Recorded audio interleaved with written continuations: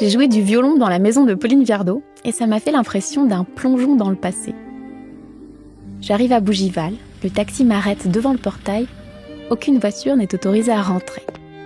Alors je sors, mon étui de violon à la main et puis je commence à monter d'un bon pas une côte assez raide.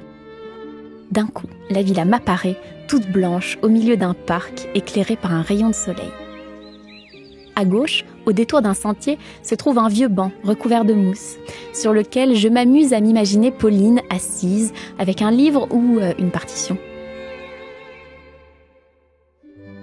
Prête à entrer dans l'univers de Pauline Viardot, me dit la guide, tout en ouvrant les portes.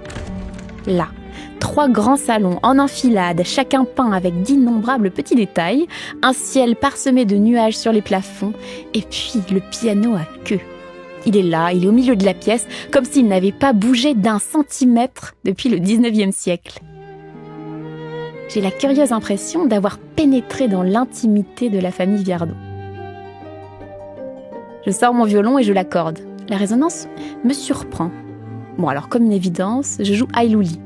Les notes de Pauline Viardot s'envolent et le son est presque palpable.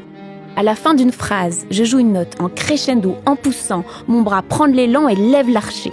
Et c'est à ce moment-là que j'entends distinctement le son qui suit ma main en un grand mouvement circulaire. Oh, quelle magnifique acoustique! L'atmosphère est étrange, les salons sont vides, paisibles, et pourtant, je n'ai même pas besoin de fermer les yeux pour les imaginer autour de moi. Pauline Viardot, Ivan Tourguenieff, Frédéric Chopin, Georges Sand, Franz Liszt, Eugène Delacroix, Clara et Robert Schumann. Ils sont tous là.